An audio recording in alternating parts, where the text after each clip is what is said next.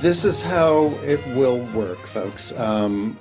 We'll do uh, it's a bit of a free for all, but it's a kind of structured free for all. As Erica said, we so strongly encourage you to post in the chat, and it doesn't necessarily have to be on what we're talking about. Um, this is all about you folks who work on any aspect of audio, be it sound recording, sound design, post, mixing, composing. Sorry, we'll go in some semblance of order. But when we did our first one of these crowdsourced face-to-faces about 2 months ago, we found that we had the most amazing tips and advice in the chat. And we encourage everybody to save the chat, of course.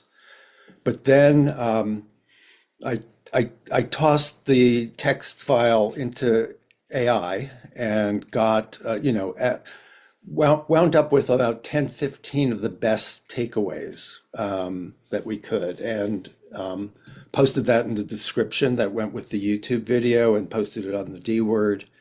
And we'd like to do the same thing, and we would attribute the piece of advice to you specifically by name. So only do it if you don't mind your name being attributed. But it was like in that case, we were doing it on virtual editing. And we got into the real weeds of how it's done. And that's kind of what I'd like to do here today, is get into the weeds of what it is you do. And it's a lot of ground to cover. So I'm going to try and keep track so that we have, just a certain amount of time on each of those topics.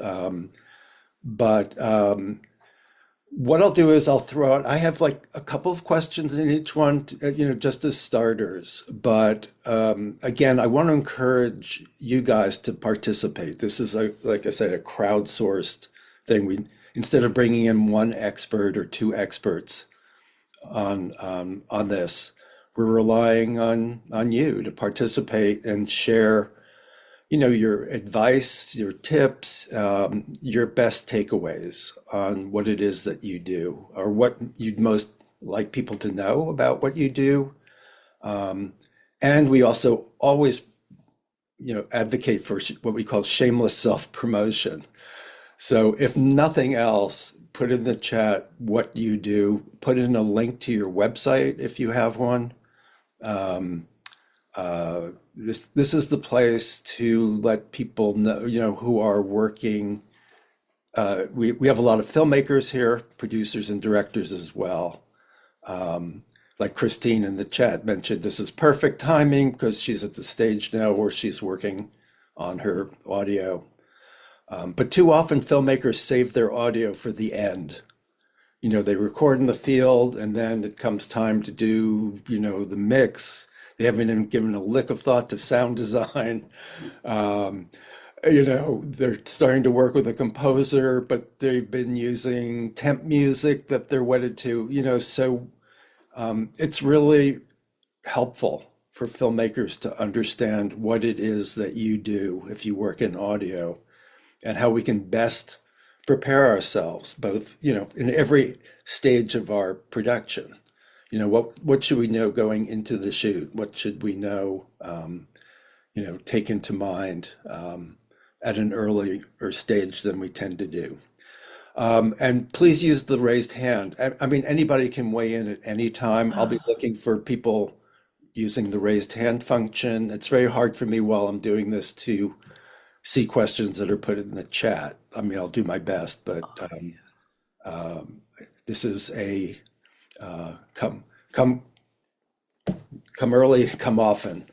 Already the hands up are flying in. So Peter McDowell, kick us off. Thank you. I just wanted to go quickly because I'm at the airport and they're going to call my flight. But I'm the director and producer of Jimmy in Saigon, which is a feature documentary. It's my first. And I learned so much about audio that I feel like I wish people had told me or I could tell people. One is that we worked with a wonderful audio engineer named Jeremiah Moore in San Francisco, who's done a lot of work with documentaries. One thing I learned is that we created a soundtrack, an audio mix for the film that we used for our festival run, and our festival run was really about 2 years. And then once we got distribution, we decided to go back in the studio and remix it. So I just want to tell people that that's an option. I'd seen the film like 50 times, and I was like, we could only do this better. We could do this better. My brother John McDowell, who's on this call right on the Zoom call, wrote the soundtrack, and he was able to come into the studio with us when we remixed the film. I even re-recorded some voiceover. um, I can't stress enough how wonderful it is, the opportunity to have a festival cut and then to make a distribution cut where you just make some slight changes after having seen it so many times. I even changed a little bit of the voiceover because of some misunderstandings that people had when they watched the film in the festival run. The other thing is that I didn't understand when the editor takes voiceover, when they like cobble together like Frankenstein voiceover from clips. I didn't understand that we could re-record that in the studio and that it could actually sound wonderful. And Jeremiah created, as I'm sure many of you on this call who are great audio engineers, he created a great environment for me to do those remixes where it was like quiet and calm. I was so worried that I was going to sound like an actor, like acting lines, but I had them written out and I said them and they just sounded fine. And of course, it's much better than having those Frankenstein moments. And probably the last thing I'll say is that we did use temp music. My brother, the composer, John McDowell, he likes it when we use temp music because he uses that as a model when he writes the music. So he's like, if you have this temp music that you like, I'll just study it and I'll create something that's not plagiarizing it, or anything like that, but that has a similar tone and feel. So I know that people always say don't get wedded to temp music, but that worked for us. We also decided to license 3 popular songs, and that was a lot of money, but it was important to me because I wanted to have a popular nostalgia feeling. So we went ahead and did it. I think it probably cost about $30,000 to license 3 songs in perpetuity. And the final thing I'll say, and then I'll sign off, is that we will be showing my film again in Manhattan on March 1st at 2:45 p.m. at New Plaza Cinema, thanks to the hard work of Michael Jacobson, who's my new best friend. And I'm going to do a D-word meetup surrounding that. So I'm sure you guys will find out about that soon, but you can always reach me. I'll put my stuff in the chat. Thanks. Peter, I'm so glad you went first. You modeled so many things for us, including shameless self-promotion. That was brilliant.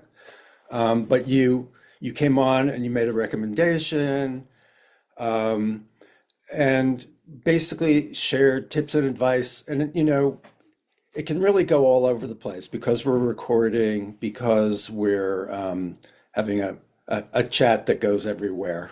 We don't have to break it down into components, really. In the end, if there's time, I will get to specific questions myself. But this may be the best way to do it, is everybody just come on and share what they do, how they do it. But I do have 1 or 2 questions for you, Peter, before you go on to the plane. How simple was it? In the old days, I used to have this misconception of like if you made changes in the mix, you had to redo the whole mix. Is that the case now, or is it such that it's actually a fairly simple thing? I mean, this could be for anybody. Is it a fairly simple thing to make changes in a mix? Do you have to then lay it back into your master and go through that process as well? So we decided to keep the timeline the same, the total running time. We decided not to mess with that. If we had made that change, I'm not sure how much more difficult it would have been, but because we didn't change the running time, we swapped out some images and even some clips, and we swapped out obviously some audio, but we were able to lay that track back on. I think it took us a couple days in the studio, and it was really, I would say it was quite painless, and the results were quite wonderful. It's not that it was super easy because One of the things I found out, this is actually very important, is that when you take your film to 40 festivals like I did, many venues have terrible sound. And they sometimes, like, the sound would be terrible. And I'd go to the booth and they'd be like, oh, yeah, half of our speakers are broken right now. And I'll be like, okay, well, good thing you're showing films professionally when half your speakers are broken. But like, so you just have to kind of be aware that the sound is going to sound different in every venue that you're at. So there was a little bit of a learning curve with the new mix because some of the first venues we were in didn't sound good, but and I think we went back and tweaked things a little bit further after that. But it's so worth it. I think I can't express how important a good sound mix is to the audience appreciation of the film. And one of the things we did is we raised the level of the music because the music was really downplayed the first time, and I think that our audio engineer, with all good intentions, thought that the most important thing was intelligibility. But sometimes there were subtitles on the screen, so you didn't really need to hear people's voices anyway, and the emotion was a little bit more important. So we were able to raise that. But I thought the process was not painful. Yeah, it's a question I would throw out to post mix, sound mixers is like, I get so fooled sometimes by the relative levels of voice versus music, and the fact that in good post-production houses, the speakers are so great. And then, I hear it played back and it seems really off. So I'd be curious how you pros out there deal with that. But also, Peter reminded me that I don't want this to be a one-way, the professionals in audio telling us filmmakers, their tips on how to do it. I think it'd be really valuable for all of you who work in post sound or any kind of audio, the perspective of filmmakers and what our issues are as well. Um, so filmmakers, don't hesitate to weigh in and let us know where you're at with your audio, or what issues came up, or what you didn't understand and learned by making, working on audio. Anyway, thank you. I'm glad to see somebody raised hands, so we'll just go in order. Robbie? Hi, everybody. I'm going to be very quick because I know there's a lot of us here and a lot of ground to cover. So, in advance of that, I decided to put some knowledge down into a handout. I made a 6-page document covering all of the basics of working with the composer, how to find them, how to decide on the musical style, some of the technical concerns, all of that. I've downloaded all of the knowledge there, especially if you've never worked with a composer or you're new to this process. I made a Google Doc and I just pasted the link in the chat. So you can go ahead and grab that. Robbie, you're a hero. But I do want to ask, Yes, this is a question I love throwing out. Like, if there are like one or two things you feel are like the most important things for filmmakers to understand when they're working with a composer, rather than stealing, um, you know, clips from a music library, not stealing, but using clips from sure. a music Cobbling a library. score together from disparate sources. Yeah, of Yeah, course. exactly, or just Yeah. licensing a song or something. If we're working with a real live composer Hmm. doing original music, I mean, how best do we prepare for working with someone like you, and what best advice do you have for us?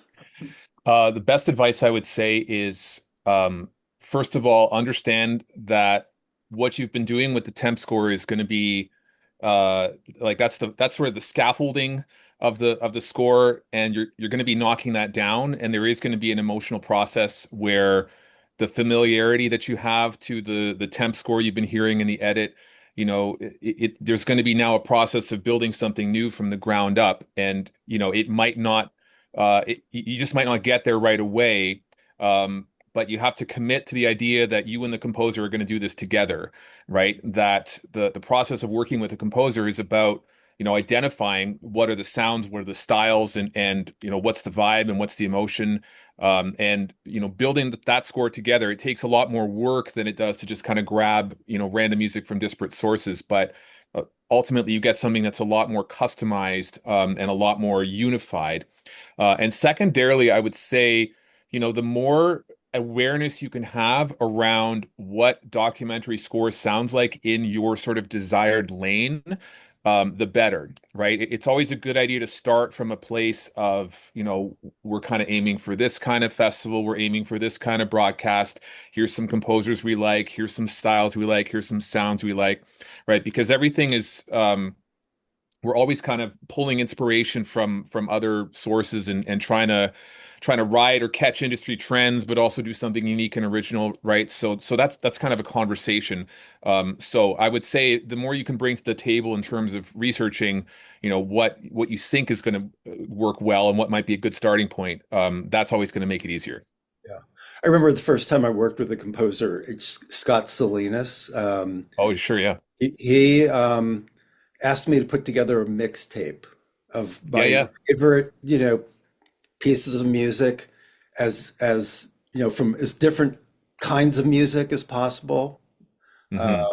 so that he could get a handle on what my taste in music was, and found it very helpful. And I wondered, Spotify playlists now are the new mixtape, right? That's something you okay, should do. Yeah. yeah, yeah. Thanks, Robbie. Really appreciate it. Somebody's asked in the chat whether you could put your thing into the chat, but it's going to be too long. It's a six-page It's PDF. it yeah, it's too many So, characters. It's way very, very yeah, long. Just go and grab the link. I've just pasted it again. You can download a PDF from that. exactly. And thanks again so much for doing that. TJ, hello. Hey, Doug. Good to see you again, man. I'm here. Hey, everybody. My name is TJ Calloway. I am an audio post production sound designer and mixer based out of Dallas, Texas. I am a freelancer. I've been freelance now for this is my ninth year. Prior to that, I used to be on staff at Real Effects Creative Studios, which did a mix of live action work for everything from corporate to film to commercials for broadcast to fully animated feature films. And these days, I'm working completely from home.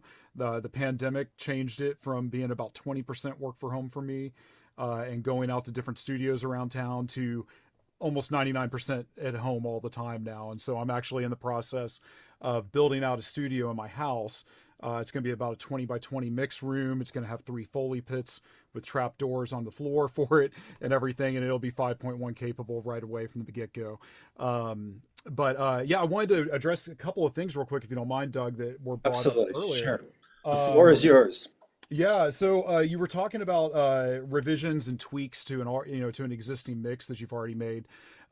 These days, I mean, literally every audio post mixer I know is working what we call in the box, meaning most of us are not using any analog gear in the mix. Once things are recorded and they're edited and it's in the box, that means it's in Pro Tools, it's in a project, that's on a hard drive, and opening that project is usually not a problem. The only time we really run into a problem with that is if it's maybe a really old project, and there could be some like third-party plugins that maybe don't work anymore or something like that, or a compatibility issue or something. But those are usually pretty quickly solved if we do have to get into something like that. But most of the time, it's just pull it up and go. And if there's no picture edits that affect timing or the sync or the way the storyline goes or anything like that, if it's what I'm so sorry I forgot his name, but the gentleman who was speaking first, if it's just like he's saying where you're just changing out B-roll photos, but it's in the same time in your edit, those kinds of things usually do not affect the audio at all unless we're going to be putting sound to those new clips. So opening up an existing mix like that and getting going and making tweaks to that mix are usually no problem if you have a very organized, sound designer or mixer who's working on your film. The thing that I find with that is, I'm very anal about how I keep my files, how I archive projects, how I keep them in 3 different spaces, so I've got it in the cloud, I've got it on a local drive, just backups are there. And so it would take a lot to lose something and then have to start all over again or anything like that. In the old days, that was more common to have things like that happen. But these days, I feel like it's knock on wood, rare that you have a total loss. But In terms of the festival audio, that was the other thing I wanted to talk about. Always, always, always go do a tech check before you're screening at a festival. They'll usually give you 10, 15 minutes before your screening to get in there with the projectionist. And I always tell the filmmakers I work with, take advantage of that time. Go in there. They'll maybe adjust some brightness on the projector for you, or play through certain parts of the film. I always suggest find what is your quietest part of your mix in your film and your loudest part. Know those minute marks when you walk into your tech check, and ask the projectionist to go to those sections of the film. And then that way you can kind of check, like, what's the dynamic range, what's the volume difference we're going to hear in this theater. Because every theater sounds different, and there's going to be some that you walk into that something's wired wrong, and the center channel's coming out of the left surround for some reason, or maybe they're playing your stereo down mix, or maybe they've even summed your stereo mix to mono. Maybe you've got a blown speaker. I mean, these things happen. So getting in for that tech check is the most important thing you can do ahead of a screening. And usually, you want to check and make sure that if they have a Dolby system for playback, that they're playing back on Dolby 7. Because if you're mixing with a good professional mixer, that is going to be equivalent to what we are mixing to, and your mix should translate well at Dolby 7. There's always exceptions to all of this, especially if a system is not calibrated and things like that. But yeah, festivals are tough. There's always, you can never control the playback system, but you can always control what you mix. So if you are concerned and you're mixing something for theatrical runs, maybe bringing your dialogue up just a little bit hotter than you want to might be a good idea, because you never know what the theaters are going to do in festivals, But again, these are subjective choices that we make and creative choices that we make. So, with each film you do, it's a learning experience, and you'll see how that goes from festival to festival. TJ, explain a little bit about, are you actually doing sound mixes yourself, or you're taking the work of the sound mixer? You mean in terms of the onset Yeah. person? Or yeah, I don't really do onset, or production mixing is what we call it. No. I mean, you're mixing post. Yeah. So for me, I usually, a lot of times people come in at the end for audio post, right? And they'll come to me, and I will usually get an AAF or an OMF file from the editor, and that basically gives me their timeline. So it gives me all their audio tracks, preserves all their fades, usually gives me other volume and panning automation, things like that. And it gives me handles on those files so I can edit the dialogue. That's usually where I start. Right. Is doing a dialogue edit on the film first. And then after that, we start to receive music from the composer if they don't already have it. And then we start mixing that in, and then I start adding sound design and Foley work as needed, as the creative dictates Right. basically for the project. So it's interesting because you work virtually now. So what are you, I mean, I'm used to sitting in on those sessions. Yeah. Are you, not with the sound preparation, but with the actual mix. So how do you work with the filmmaker when you just give them like a draft of the mix, or, the first pass at the mix? And what do you recommend? What are they hearing it back on so that they can, Right. are they, better to hear it on sort of shitty speakers so that you can get a better idea? Yeah, these are great questions. So, number one, I work with a lot of local and regional filmmakers here around the Dallas and southwestern area. But I do have some people who've, literally flown in from LA, flown in from New York to work with me and things like that. So sometimes I do get the advantage of doing an in-person mix, and of course I always prefer that. It's always just easier and faster to make changes. But for the people who I have to work remotely with, the process I've found that works well is either, sending them a file so that they can pop it in their timeline and see what they think, or I post to Frame.io and I let them, be able to review it from there. Now, again, just like the theaters, I can't control what their playback system is and what the acoustics in their rooms are. But I do suggest to them to always listen on multiple speakers. If they're listening on the system that they edit on, listen on that, but also pop in your AirPods and listen to it on there, because more and more films are ending up being watched on these days, whether we like it or not. And so we do have to have a certain amount of translation to every device. So that's one thing I do. I also have remote mixing capability, where we can log into a thing called Mix Stage that I use, where they can be logged into this with me. It's kind of like a Zoom call, but much higher quality audio, and it does stream the audio and the picture back in sync, so that way we can listen to it together. They're listening on their system, of course, on their speakers. But they can say, hey, can we just bring the music down right there? And I can make that change live in real time with them, and they can hear that change as I'm making it instead of having to wait for another posting. So that happens. And then on occasion, I'll take a film to about 95% of the way, working remotely with them with postings. And then we may get together either here or at their place or whatever. And so it just really depends on the project, the budget, their ability to travel, my ability to travel for the project. It's really, everything's very flexible these days. Right. Thanks, TJ. And Yeah. for those who haven't been on our face-to-faces regularly, TJ's a regular presence, and there's so many people who've highly recommended him. So I just wanted to acknowledge, that. Thank you.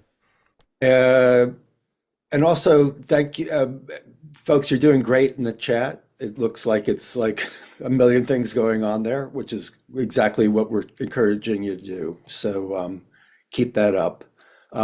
Moving on, James. Hi, everybody. This is, first of all, thank you so much for this. This is amazing. This is incredible. All of that information that TJ just shared to me is super valuable. I'm a music licensor by day, but I'm actually working on my first documentary short. I've been inspired by the community over the last number of years. I've been working in music licensing capacity with APM Music, the music library, and I've worked with a number of documentary filmmakers in helping them access music from our catalog for use in their own films. But now that I'm working on my own project, I find just how little information I've learned on my own about the post-mixing process. So all of that was super helpful to me, and I'm sure I'm going to be reaching out to TJ about that area of posts for my own project. James, what are you doing to prepare yourself for notes? It's a good question, and currently I'm just in the shooting phase. So I've been doing everything I can by researching. YouTube has been my great educator, if I'm being honest.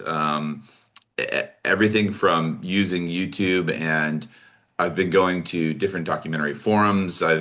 Over the last number of years, I've been attending Doc NYC regularly, going to their pro conference in the fall, which I've found to be incredibly insightful. Just meeting with other documentary filmmakers and asking them about their process, asking them for steps along the way, everything that they recommend has been, Doculink, that sounds cool. I'm gonna have to check that out. Thanks for throwing that in the chat.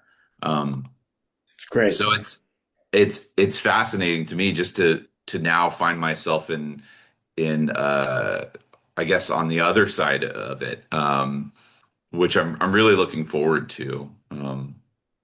But I also wanted to lend my personal experience in working and collaborating with documentary filmmakers from the music licensor aspect. Can you tell us a little bit more about that? Like how we go about, are there different rates for different kinds of music? Do the composers set their own fees, or so how's sure thing. In terms of working with APM, we're a rather large library. We're a library of libraries. We represent 286 catalogs from all over the world. All of the rates are the same across all of the composers that we represent.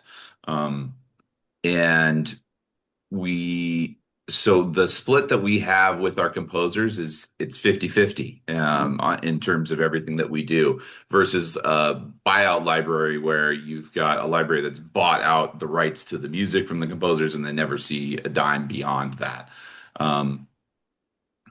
We've been in business for over 40 years. We're co-owned by Universal and Sony on the music side of things, and we're never meant to replace your score or the composer's score in a film, but we act oftentimes and we get utilized frequently as a supplemental use in terms of archival source music. We have a very large catalog of authentic music recorded by era. So sometimes we'll be working with a filmmaker who's working on a civil rights era film and they want music that's authentically recorded in that era just to lend its authenticity to a specific archival footage that you're seeing in the doc.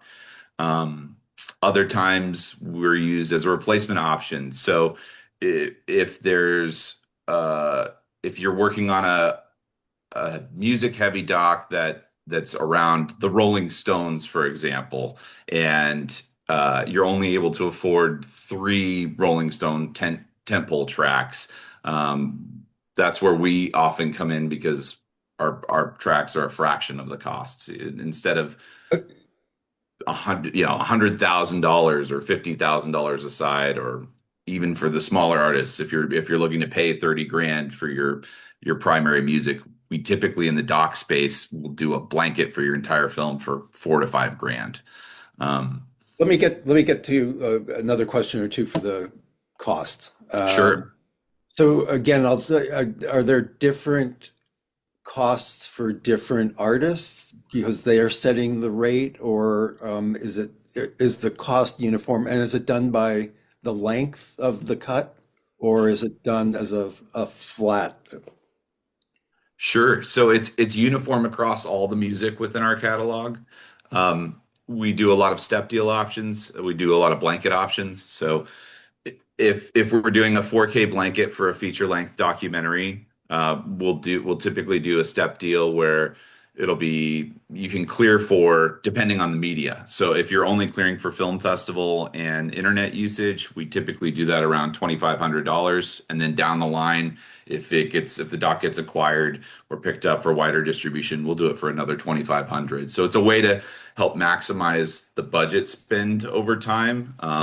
But it's also helpful in terms of having it as a line item early on. So if you know you're going to need a lot of supplemental music in a project, it's a way to say, well, there's always this that I can fall back on when I eventually get to the post stage. What if you're just looking for one cut? What would that typically cost? Yeah, typically one track, we've ranged anywhere All from rights. Sorry.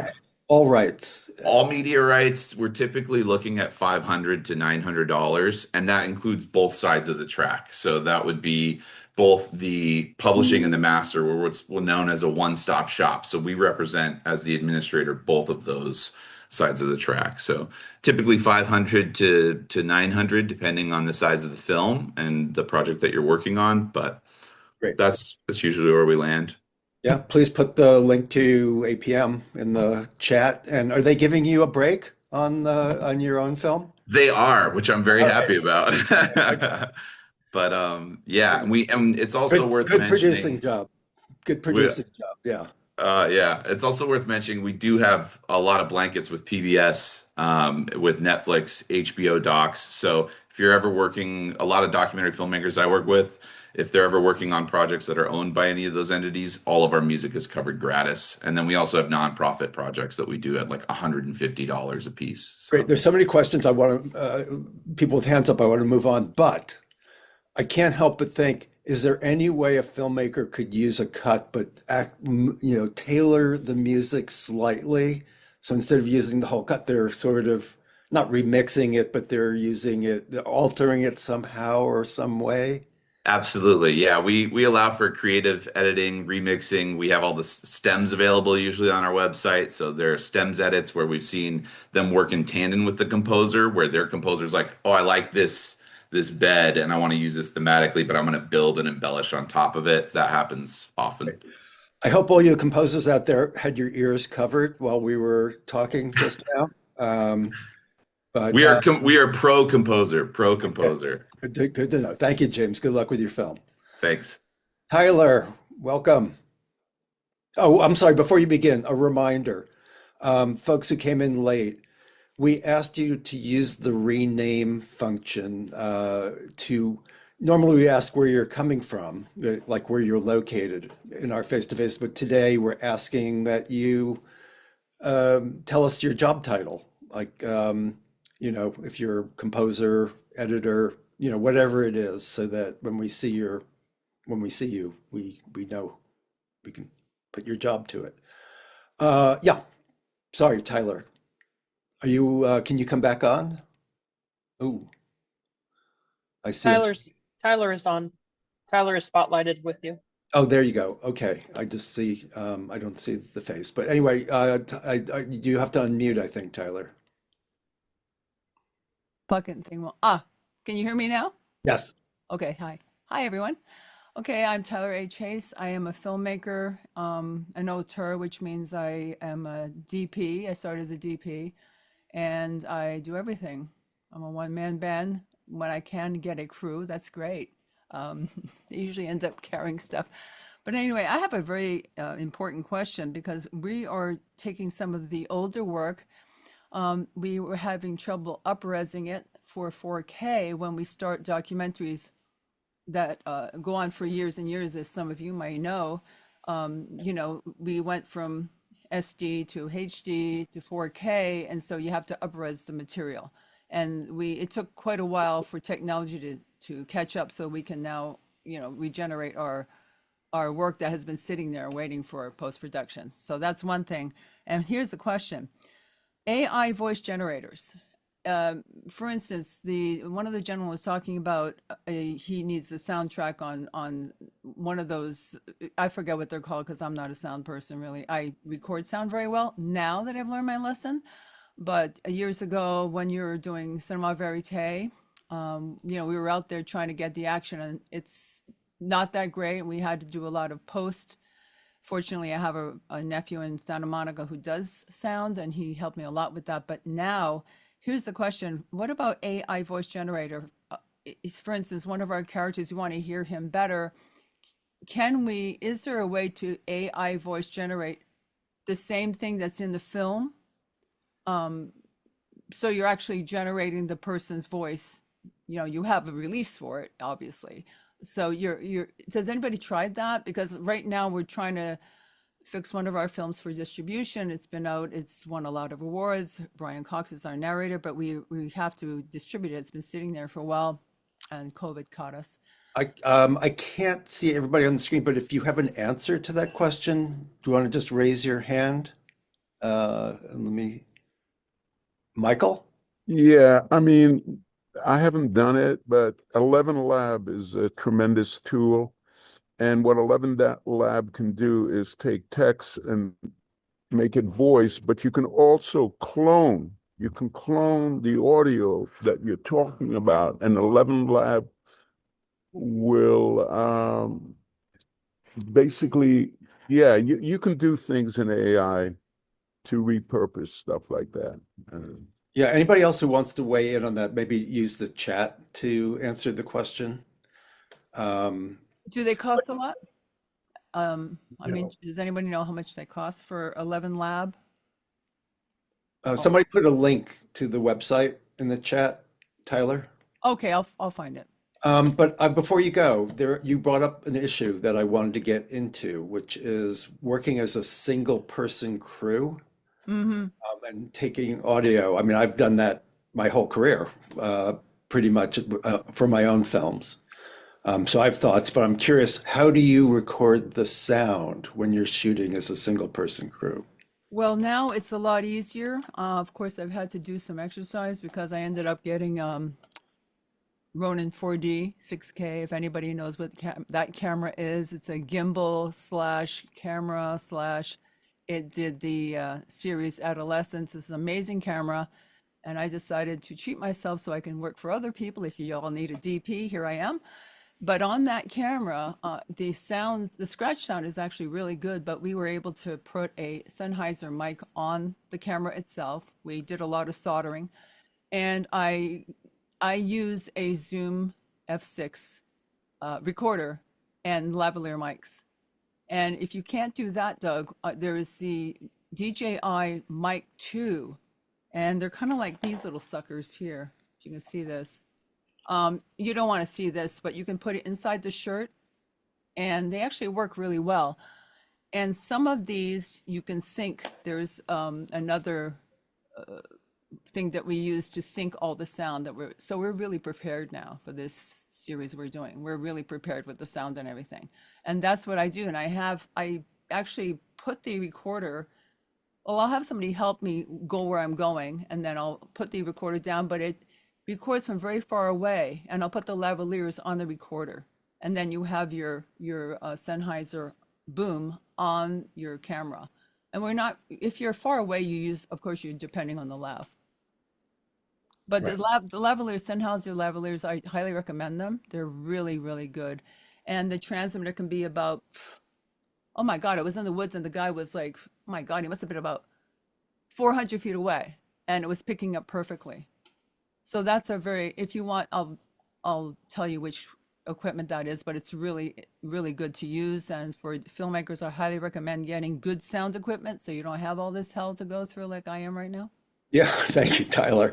That's the whole point of this. Why don't you put your recommendations in the chat? But also, folks, when you're putting something in chat, make sure you have the context for it. Don't just put a link without explaining what the Right. link is, because we're going to be looking at the chat later. Okay. Mr. AI needs to know who is, what that link is for, all those But has things. anybody actually taken their film and cloned the voice of the person in their film and done the sound that way? Because I'm afraid I really want to try this thing. And somebody said they can generate this guy's voice. I'd literally just finished a mix on a documentary where they had to do that because they did not have any recordings of some speeches that the guy gave. And what they did was they fed 11 labs, or at least I believe they used 11 labs because Did the they person talking identify themselves so we can put you on screen? Oh, I'm so sorry. This is TJ Calloway. Thank you. Sorry about that. And yeah, I think they used 11 labs for it. And what they did was they fed it basically reference tracks of recordings they did have of him. And then they typed in what they needed it to say. And the best practice I've found with this when people use it is you usually have to generate it multiple times because sometimes it's going to read it with like slightly different inflections every time. So you may want to generate it 5, 6, 7 times, and you might like line 1 from the first take, line 2 from the next take, and so on to get it to sound the way you want it.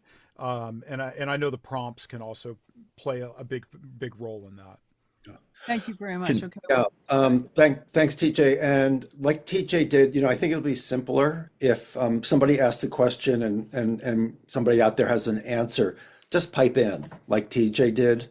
I think it's a little too unwieldy to ask for hands up and all that. So, but if you do that, do identify who you are because we're spotlighting. Claire, you are up.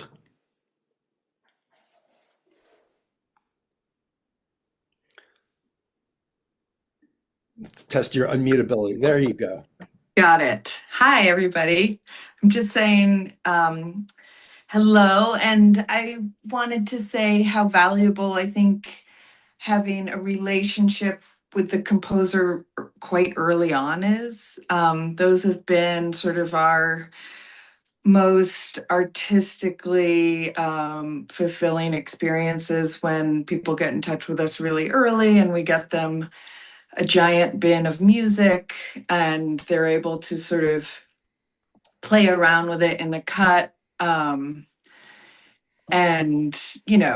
if it's working, that's great. Otherwise, they can pull from other places. But I think it's, if you sort of know the aesthetic world that you want to be in and a composer can do that, I think that's a really nice way to have something that feels like a really thought out score. Yeah. That's it. Come on, Claire, you have more than that. Give us more. And also, yeah. What frustrates you the most with filmmakers? Well, I think somebody mentioned like that it can be an emotional experience to start pulling temp out. And Olivier and I have a phrase we call tempitis, which is a dreadful disease. And it is very emotional because you've been living possibly for years with this music. And inevitably, when you start swapping things out, it's going to bring up fear and loathing, sometimes bliss. But, you know, we're sort of one of the last train stops on the really, really hugely changing aesthetic thing that happens to your film. So yeah, I think it is an emotional thing when you're settling into your score. And yeah, and then shameless self-promotion. We did this very fun film that's had a really sort of Secret mall apartment. yeah, that's had a really fun little life. I know. And in all forms. And that's been great. And we were just sending Jeremy some music for his new film this morning, which is extremely beautiful and super different from Secret Mall Apartment. But yeah, I'm just here I love talking about this stuff and also meeting new people. So we're in Kingston, New York, if anybody's up here. Working remotely, another one working remotely. Yeah, I've been trying to get Jeremy to be a guest on one of our face-to-faces for a while, and he's just too busy. So He's yeah, been really busy. I'll mention it. yeah, please do. What was I going to ask you? I'll come back to it if I can remember. Anyway, congratulations on that and more. And thanks for all the sharing that you've been doing on the D word itself. I did want to throw out there for anybody who would like to answer, be it on camera or in the chat, what advice you have for filmmakers who are shooting now on iPhones or mobile phones. You know, what are the best ways of recording the sound rather than just relying on the in-camera mic? I'd love to jump in if I could. Sure. John Dombrowski here. I'm a post-sound mixer, but I also do location sound as well. I'm in the Pacific Northwest, in Portland, Oregon. Hello to others there, or here. So for location sound, whether you're shooting on an iPhone or you're shooting on an Alexa, whatever, it's always a great idea to have somebody dedicated there recording sound. If you can't do that, maybe have your own sound mixer. And by that, I mean, have your own personal sound mixing equipment with at least one lav and at least a shotgun microphone. If that's an on-camera shotgun microphone, you can have that routed into your mixer, attached to your camera, ready to go. If you have a lavalier microphone, I saw somebody in the chat was asking, you want that lavalier microphone to be on the person that you're speaking to. It's up to you whether you want to hide it or not. And if you're just running and gunning, it's generally pretty simple to just ask somebody, a subject that you're filming, hey, could I put a lav microphone on you? You put it on their shirt right below where your frame is, or even if it's visible, that's fine. But when we're recording sound on set or on location, it's all about signal to noise. So we want to make sure that we get the loudest signal that we can. And the signal, I mean the speaker's voice. And so that can be a combination of your shotgun microphone, whether it's over their head on a C-stand or somebody's holding it, or it's on your camera, combined with the lavalier microphone that they're wearing. And as TJ mentioned, it's a great idea to have whoever's interviewing your subject also wearing a mic. And we generally do that. I'll have 2 wireless going at once, and maybe even more if we have the possibility for it. But that'll also allow you to be an extra point of recording. So that microphone could be useful at some point as well. Yeah.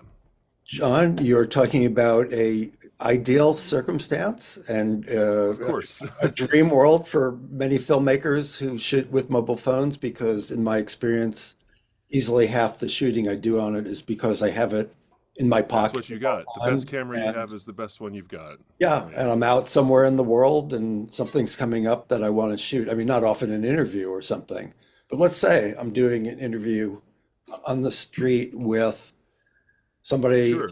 it's noisy. I have a little small road mic that I can kind of attach to the There you phone. go. So if you're in a situation like that, I would say, Doug, what I've encouraged folks to do in the past, and I mean, I've resurrected some audio in the past with between RX and a bunch of different pieces of software, a bunch of different plugins. There's a lot we can do with bad quality audio nowadays that we couldn't do a few years ago. But when you're in the environment working with somebody, I would always suggest bringing them away from the source of noise. So if you're standing right next to like a bus stop and you know that this is a noisy street, maybe you can put your body in between them and the source of noise because you'll act as a block, or you can just ask them to move away from the source of noise and you can get a better quality sound recording.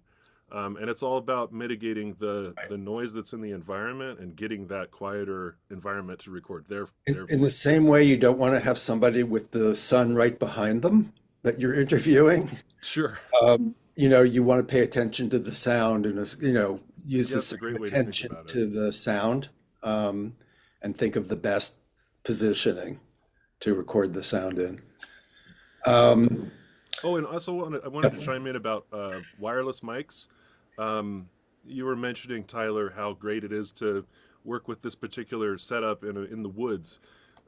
It might work great in the woods, but I wouldn't count on it in a dense city because the more people and the more phones and the more stuff that's floating around invisibly in the radio frequency Well, spectrum is going to affect the operation of any RF microphone. It doesn't matter whether it's a $5 million microphone kit that you've got top of the line or anything you're working with. So it's just Well, something to be aware of. that's true, but we have different Whoever's talking, we need to mic yourself. You please I think it's mute Tyler. mute Oh, thyself. hi. Hi, Tyler. Thanks. Hi, John. We have different frequencies on our mics. So that, because I'm a drone pilot, so I know about that. So we have like 5.1. Those are never used by internet or phones. So we just have a thing that switches from one to the other.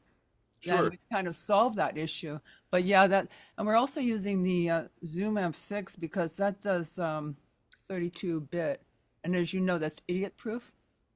Well, not necessarily, but yeah, Well, No it's always such thing as idiot proof in Well, yeah, this well, town. some people are exceptional idiots, but I mean, you can actually don't have to worry with your volume every 2 minutes with it, which is what I love because I can concentrate on shooting. But the sound has come out exceptionally well with that particular setup. And I also wanted to tell you guys, time code. Can you see? Wait a minute, I've got the blur on because you don't see my ugly office. This here is the timecode box TC1 kit from DoD. Okay, you get 3 cubes in here and they're really small and you sit this up so we're actually sunk up all over the place. You can sync everything. See these little boxes here? You Mhm. can Yeah, time jam code is sync. essential. It's very Yeah, you important. jam sync your camera and your recorders. So now I'm perfect. Okay. Wow. I thought you were going to pull out a DVD of the movie Time Code, made in 2000 by Mike Figgis. Great movie. But Uh, anyway, I think this is helping our work a lot because I'm tired of struggling. Thanks for leaping in, Tyler. Thank you, John. Thank you. I want to point out a comment in the chat, a recommendation of everybody remember to record room tone. Very, very, very important. Whether it's on location or an interview, particularly.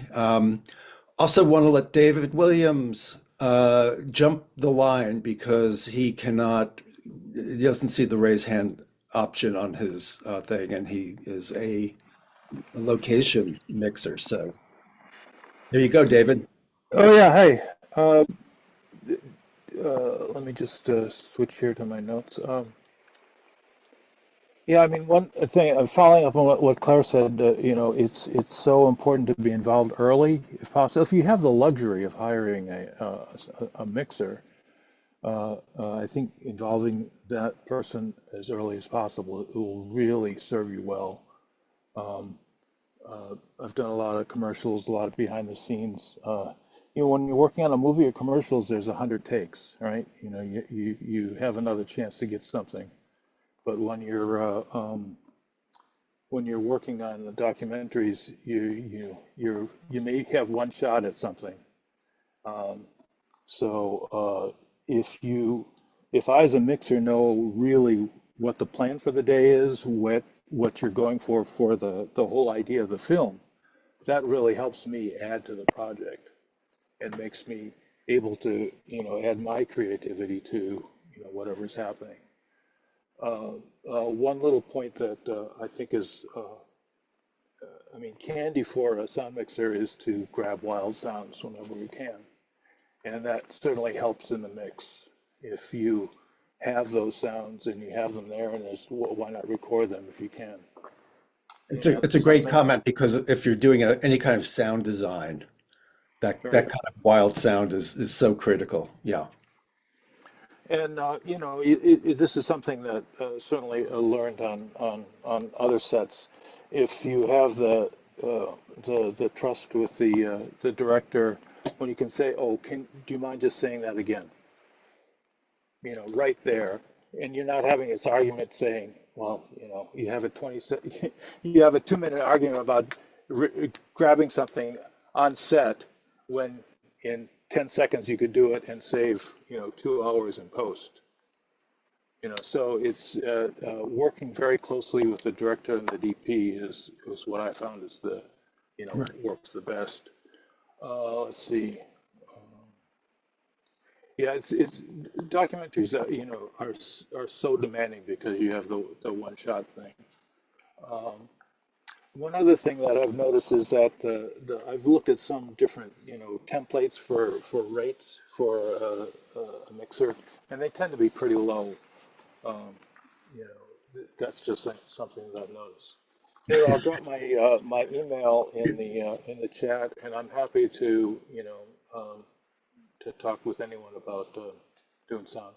Thank you, David. I'm curious, what's your preferred mic for location recording for documentaries? Well, I have the Shep CMIT 5U, which is a nice long mic. It has a nice reach. I can be 4 feet and get decent sound depending on the background. Do you have a preferred one I'm sorry, do you have a preferred one for interviews? I like that one. I like the Shep's mics. A lot of people love the Sennheiser MKH50. Has a really sweet sound. As far as lavs, I've been using the Sankens forever, COS 11s.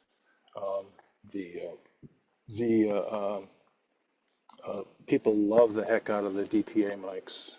It's what the big movie people use all the time now. They sound great, and you can get them with all different interfaces. Yeah.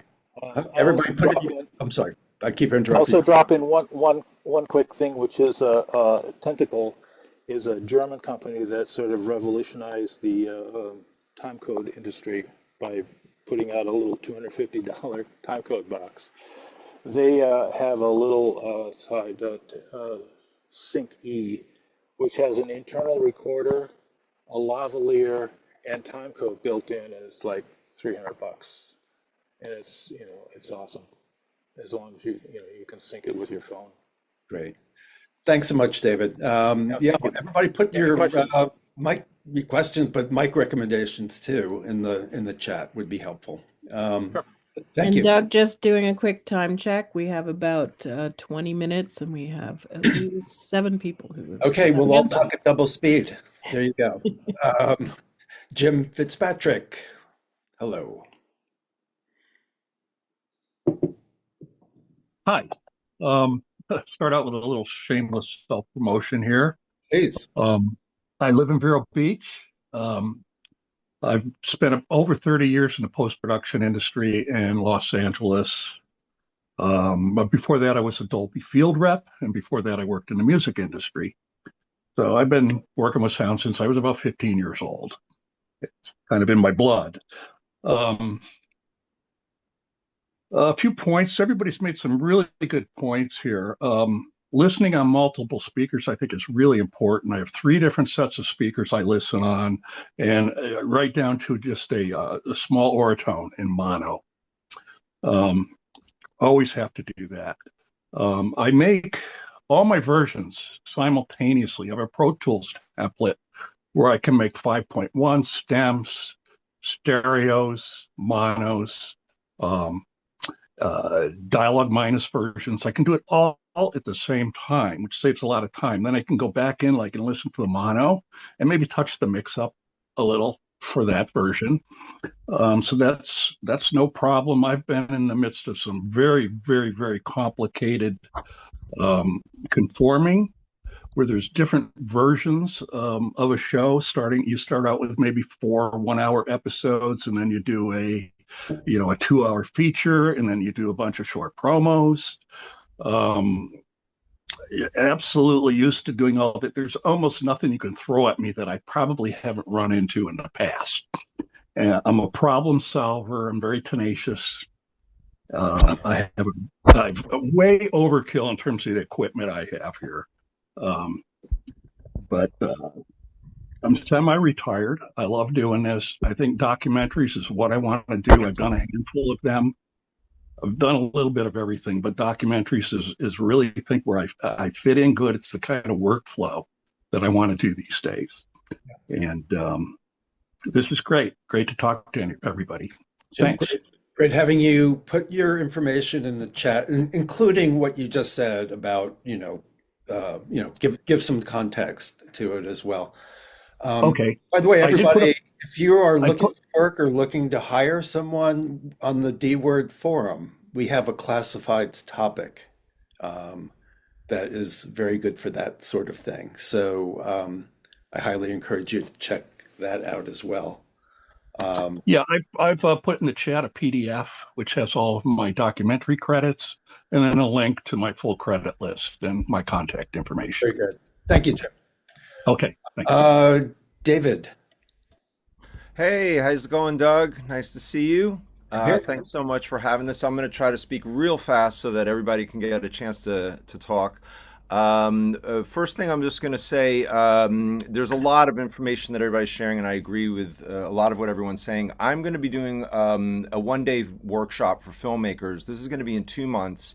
I've had a lot of requests as a consultant on projects, and I keep repeating a lot of the same advice. So if you're interested in doing a one-day workshop, this is going to be in 2 months from now, and you can hit me an email, which is my name, as you see there, at gmail.com. If you want to get on a list for this, I have a certain number of spaces that are going to be available, and I'm going to try to cover everything that I know about in one day. So that said, David, can you first of all put that link in the chat, but also yes. In 1 minute, can you tell us everything you know about what are, like, the biggest takeaways, or what is it that you most want people to know other than this workshop you're doing? Oh gosh, it's a lot, but let's see. First of all, I would say in my opinion, there's no difference between documentary music and feature music. Music is music. I would say temp is great. It always helps us to start a discussion in a language that we're already familiar with. I would say try to avoid talking about music. Talk about narrative. The questions I like to give to filmmakers is to say, why do you need music in the first place? My favorite film of all time is Network, which has no music at all. There is no score to Network, and that's because Network is a film that's about how news has become entertainment. So there's intentionally no score there. I watch the film in silence. I often watch films in silence to get an understanding of the pacing and the language of the camera, to see what's going on. I would say ask yourself as a filmmaker, what is it that you want the audience to feel in that moment? Not necessarily do we need a trumpet or a piano or anything like that. But what do you want the audience to feel? What information is missing from your film that music will provide? A very good example of that would be a film I did recently called Wired for Chaos, which is about punk legend Harley Flanagan. there's all this tension and the band is about to break up. The scene is a live concert, and there were going to be problems clearing the music for that.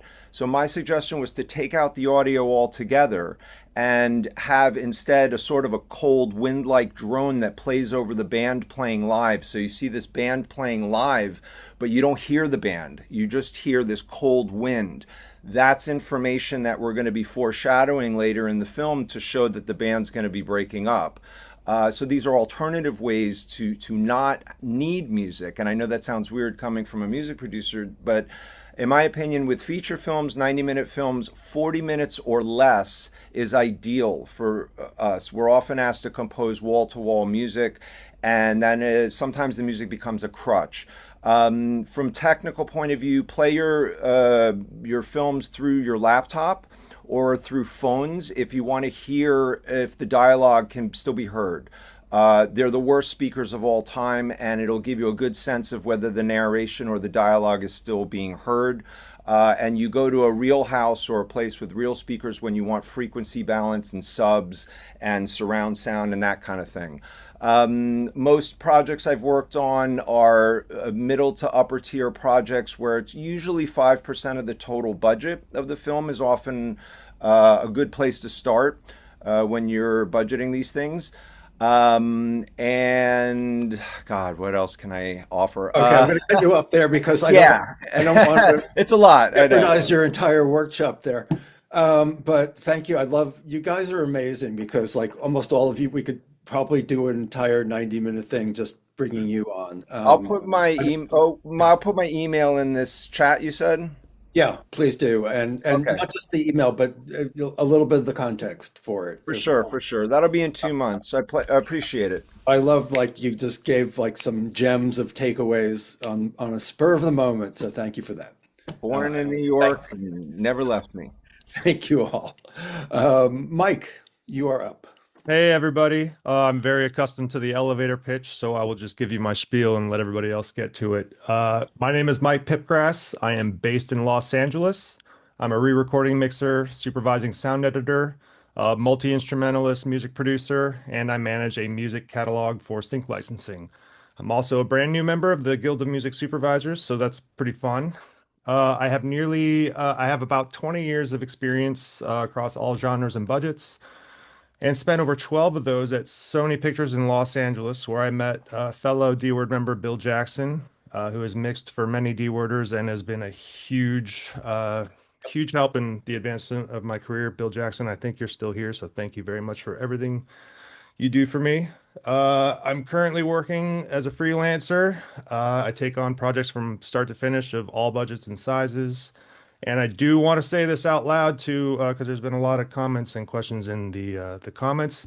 I'm a huge advocate of working with and paying real people and not relying on AI to complete your film. I'll put all my information in the chat, and thank you for your time. Thank you, Mike. How would AI complete our film? I don't understand. I mean, without going too far into it, because again, there are a lot of people with raised hands. I mean, just to read the chat, there's people that want to use it for voiceover. There's people want to use it for music. People, and I understand there's advantages of it. Technology is already here. It's going to get better. And if you want to use it, That's fine. But a lot of us want to work with people. It's very good for travel itineraries. I will say that. There you go. Not for audio post or for filmmaking in general. Don't recommend it. Let's leave that to people in real art. Yeah. Amos. Hey everybody, how's it going? I'll be short as well. I actually showed up here, Doug, because of Eliza Hemingway. I believe y'all are friends. She's told me about you and about this for forever. And so she has always told me that I should come hang out and say hello. I've been composing since 2011 for all kinds of things. I've done her last 2 films. But she specifically said I should come share about this new kind of music library that I launched in 2023. It's called Edit Score.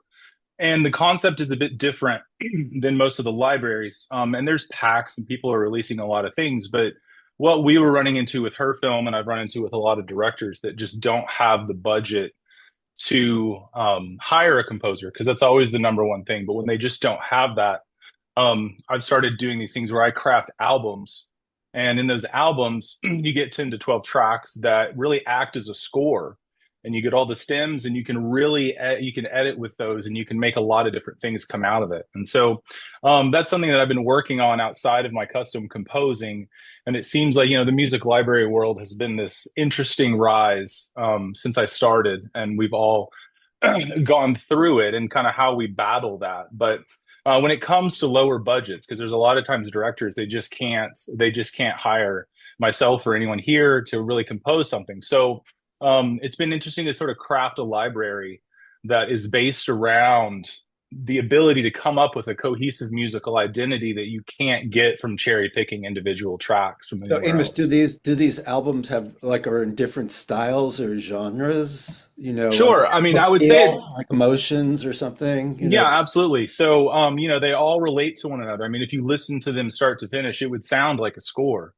And so you can take those, but also with the stems, one thing I realized a long time ago when I started to work with editors, and this is very obvious, but editors love to edit. And they do. And so the first time I sent music to an editor one time, he did all this stuff with it and it was just fantastic. And obviously you have to let go of the preciousness that is the thing that you created. But I think as composers, what we're working towards is the overall supporting that story in the right way, not so much what our ideas are. So anyway, just wanted to come to the group real quick and say hi, share about Edit Score. And that's it. I don't want to keep anybody. I want everybody else to get to talk as well. So I appreciate you letting me jump on. Thank you, Amos. Put the info in the chat. Definitely. Do not hesitate. Yep, we'll do. Thanks so much, guys. Very good. Thank you. Kathy.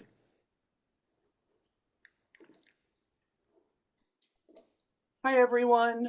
I'm Kathy Carapella. I am the co-owner of a company called Global Image Works. I'm just north of New York City, and I have been working in the field of music licensing for, dare I say, about 40 years now. I specialize in larger archival music projects. And there's 5 things I'd like to share with you about music licensing. Sure. If you're going to use copyrighted material, please get a game plan and a strategy together in pre-production. It's not something you fix in post. Temp scores. There's this habit for documentary filmmakers to use scores from other films. Kind of dangerous. That music has a secondary layer of consent, which is not only the publishing and the mastering, but the film studio.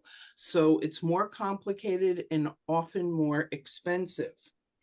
YouTube. If you have an editor that likes to go roaming on YouTube and pulling esoteric tracks to add to your music score, please encourage them to preserve the links, because at some point in time, your music clearance person is going to have to do reverse research into the ownership of that material. And if that link doesn't exist or we can't find it anymore, you're probably going to have to pull the track. I want to stress the importance of editors and AEs to organizing the music used, the composed music, the library music, the entire collage of audio, to break down the sources. Is it from a recording? Is it visual vocal from footage? Having that organized at the front end of a project is essential to the success at the back end of the project. And the last thing is, a lot of people budget money for licensing music. They don't budget time. You need to budget time. And I'm talking 2, 3, maybe 4 months before you can have an agreement in principle. There are prior consents involved. So when I send a clearance to a record label, they send it to management, who might send it to an artist who might be touring.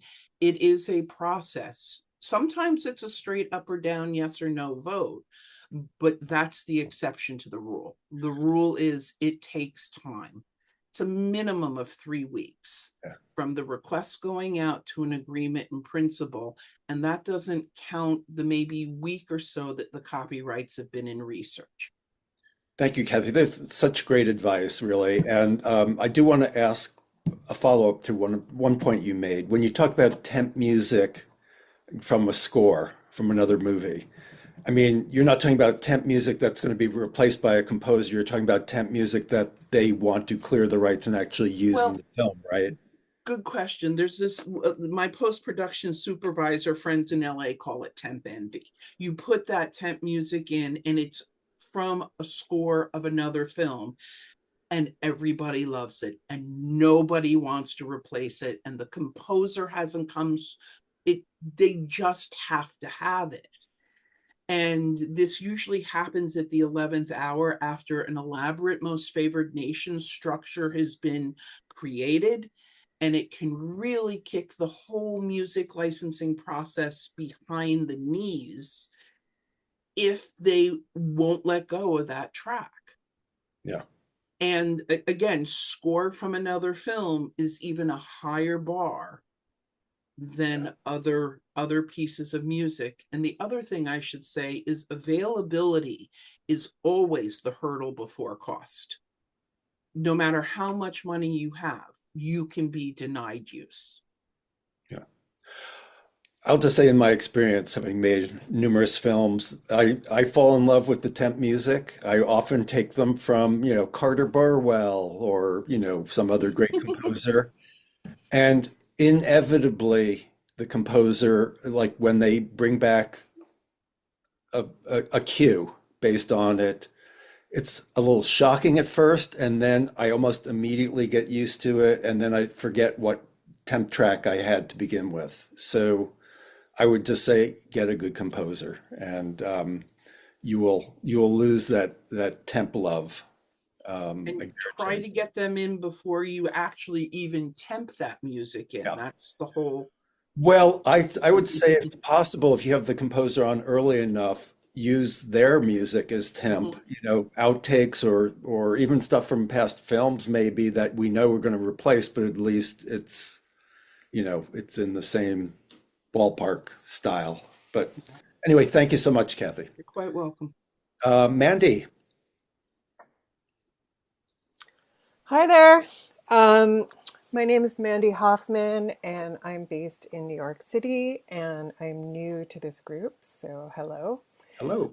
I love groups. I am part of AMPUS and the Television Academy, and I'm on the board for the Alliance for Women Film Composers. And there's just so many cool people out here. I love it. I also teach at NYU. I teach composing and talk to a lot of film students. I'm teaching at SBA next week.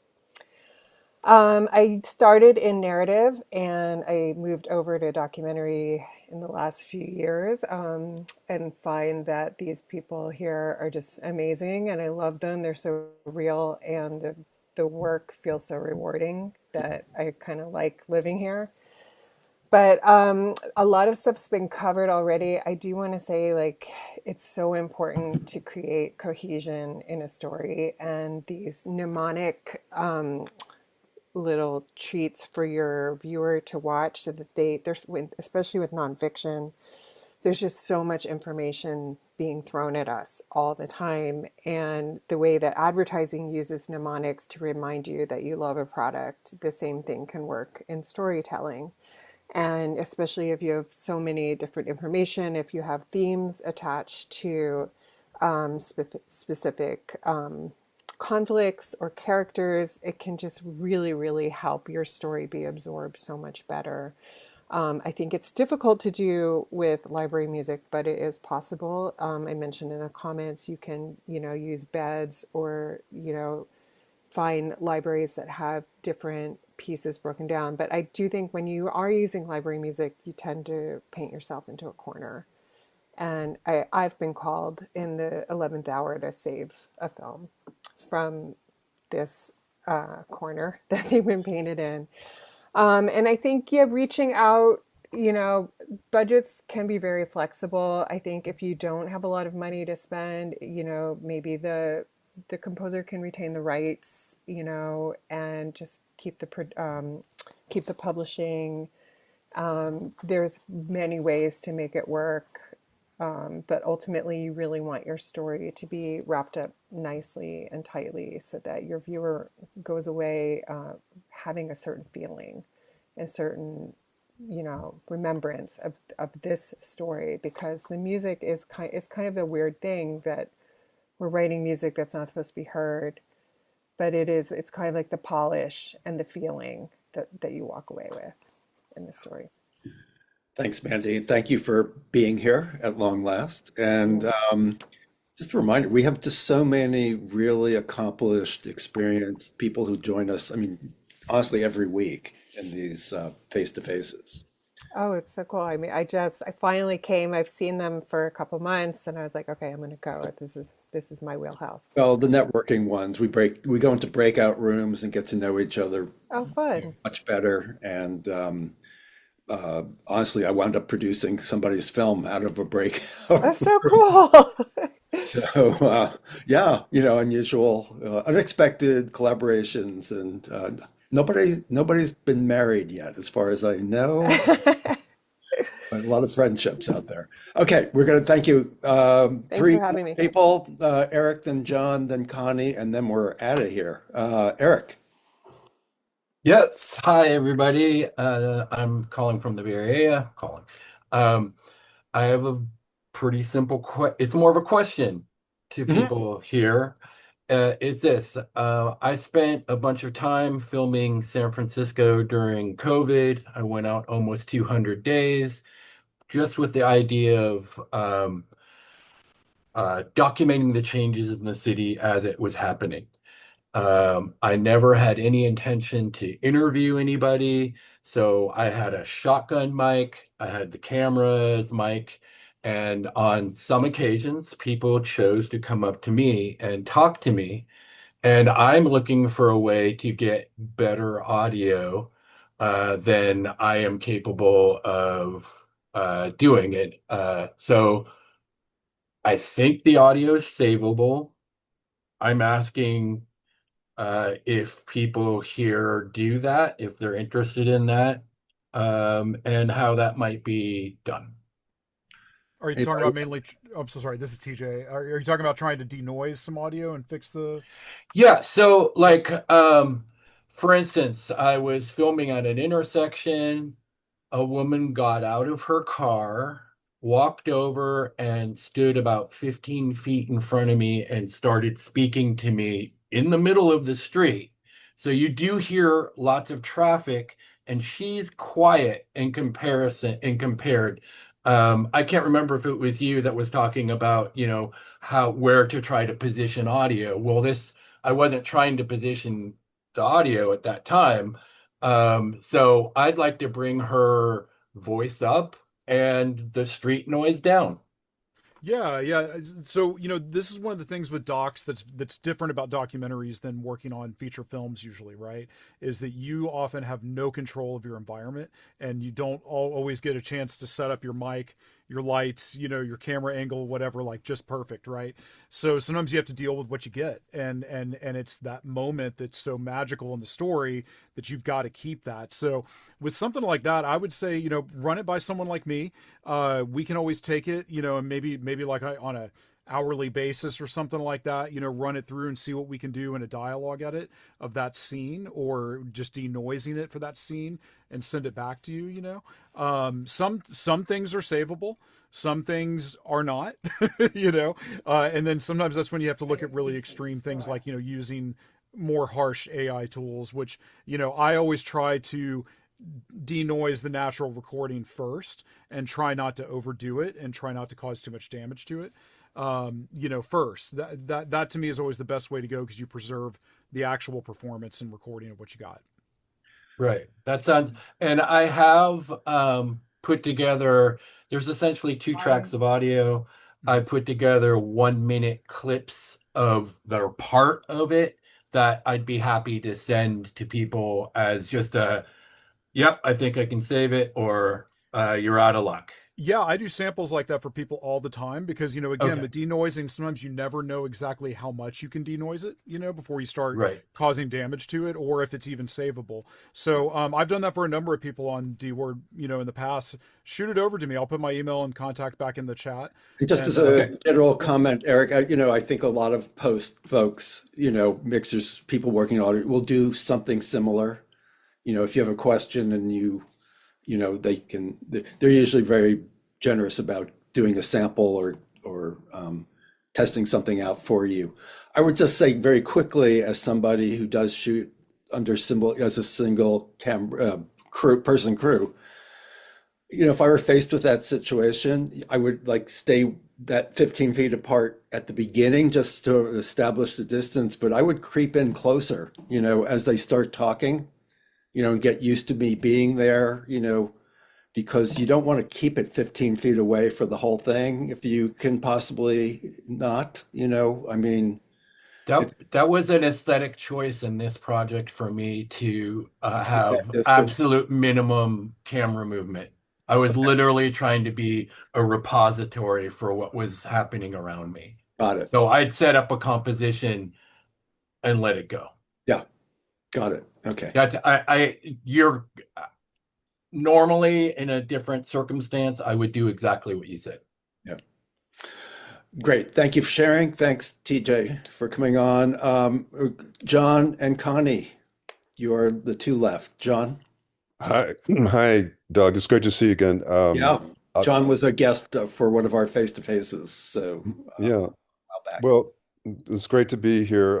So many great comments and suggestions. My brother Peter was the one who started. I'm a composer, producer, performer, promotion.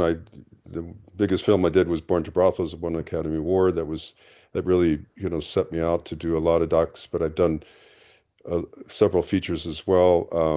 I don't want to be redundant because there's really great comments, but I've been thinking that a lot has changed since I started. It's been about 25 years since I started doing film composing. It used to be that I would always sit with the director and sometimes the editor, and I do miss that because there's so much going on, with people when you're not virtual. But it is what it is. If you can be with the person as you're watching it, and I remember that someone mentioned this soundstage. That's a great idea. Often I end up working more with the director, with the editor, because they're the ones that are pulling the music and trying different things. And sometimes the director is sitting back, sometimes now more directors are editing. That's an interesting aspect.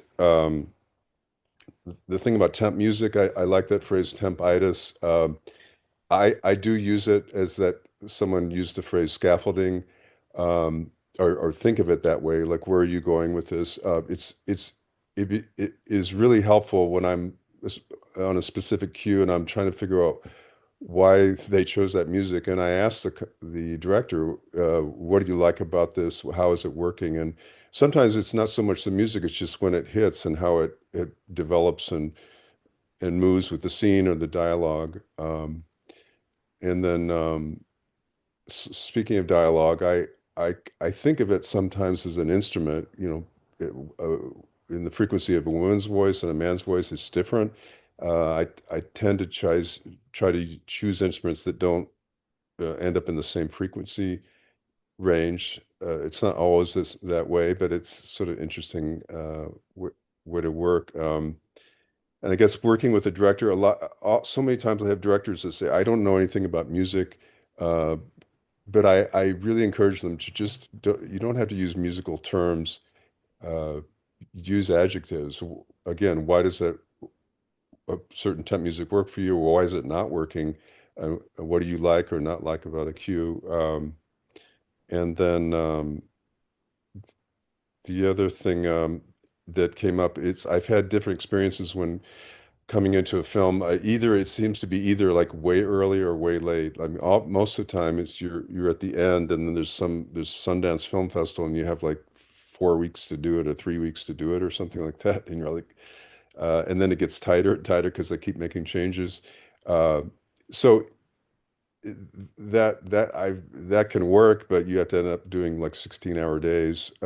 But I had a film where I came in early, but it just went on for months and months and months and couldn't change this. So that's a little challenging. So I think it's good to get in the beginning, but maybe not score right away, And one of the bane for composers is when the the cut you're working on is changed, and a few changes, okay, but I've had multiple changes sometimes on films, and that sometimes it's just like you develop something that really works well. It's in 5 seconds something happens, and they end up cutting those 5 seconds out, and you're like, what am I going to do with that? Those damn directors. Yes, I know. Sorry to complain, but I love working with directors.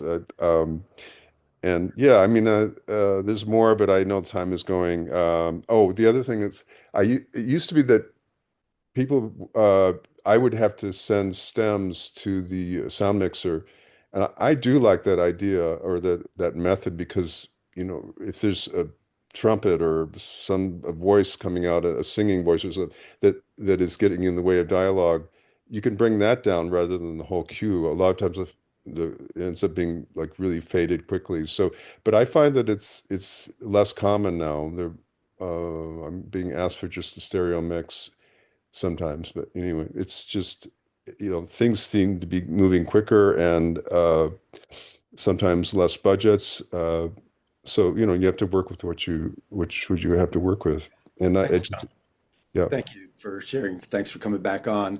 Yeah. Said you hate complaining, but I will just add one of the joys of our Friday networking face-to-faces, and we go into small groups and we can whine and complain away to people who understand. So anyway, thank you again.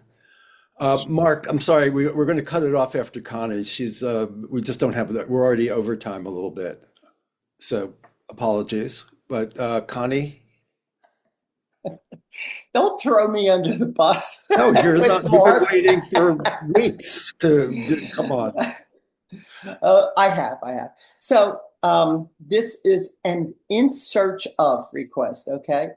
I'm looking for an a cappella children's choir, amateur, ages 1st grade through maybe 7th grade, a mix of boys and girls. I'll post it with my email if anyone has any suggestions for me. Wow, okay. That was very specific. What's the age range, Connie? Of 1st grade to 7th grade, maybe. Okay. Amateur. Okay. Thank you.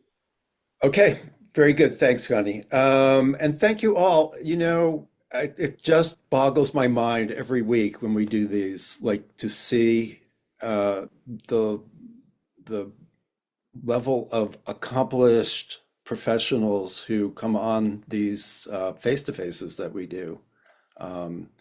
It is just, heartwarming to see what, our willingness to share our experiences and our, what we've learned with each other. It's just such a generous community. And it's, we all appreciate it. I mean, we as hosts appreciate it, but, and hope you guys do, because you keep coming back week after week. So I think you do.